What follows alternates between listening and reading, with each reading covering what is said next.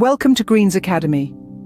Dear students, this video is on John Dryden's biography. Biographical details of John Dryden, including education, religious beliefs, literary connections, social and political periods in which the author lived, all these details are very important to understand and appreciate his great works.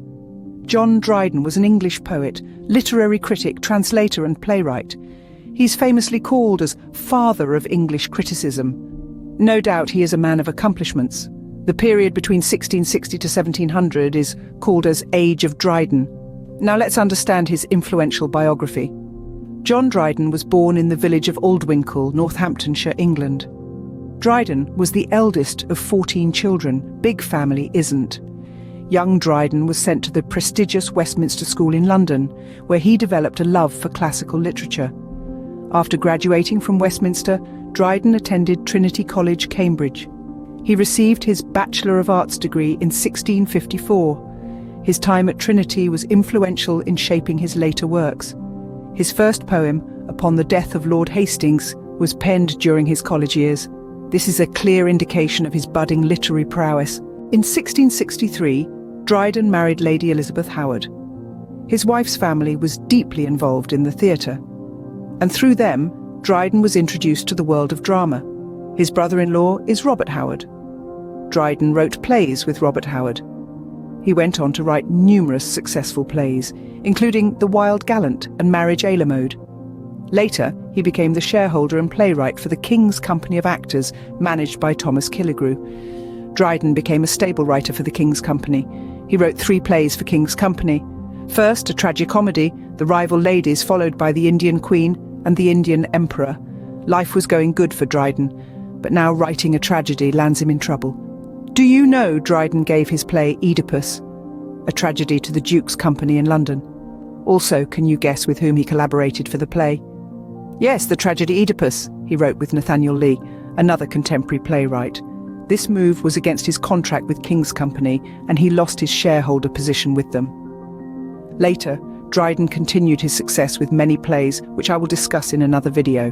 Now, let's move on to his tenure as Poet Laureate. In 1668, Dryden was appointed England's first Poet Laureate.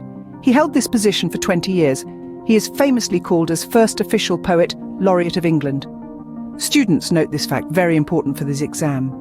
During his tenure, he wrote some of his most notable works, including Absalom and Achitophel, Macflecknoe, and The Hind and the Panther. His works during this period showcased his unique ability to blend wit, satire, and a deep understanding of human nature. Dryden was not just a poet and playwright, he was also a respected critic and historian. His Essay of Dramatic Poesy and The History of the League are still regarded as significant contributions to literary criticism and history. In 1685, Dryden converted to Catholicism following the ascension of the Catholic King James II. This change in religion led to his dismissal as Poet Laureate when the Protestant William III took the throne. Despite this setback, Dryden continued to write and contribute to English literature. After losing his position as Poet Laureate in 1688, John Dryden focused on translating works by Horace, Juvenal, Ovid, Lucretius, and Theocritus.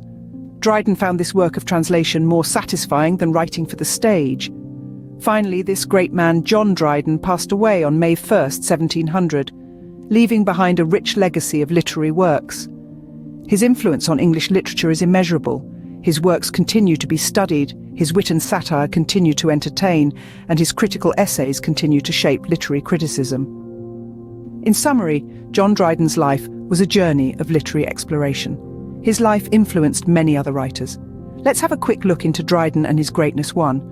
Walter Scott called him Glorious John. 2. Do H. Auden praised Dryden as the master of middle style. 3. Samuel Johnson famously said, he found English brick and left it marble. 4. John Keats admired his fables in his poem, Lamia. Finally, T.S. Eliot praised Dryden. This is the whole summary of life of John Dryden. Thank you for watching. Hope you all noted down important points. Bye for now. Keep learning and keep growing.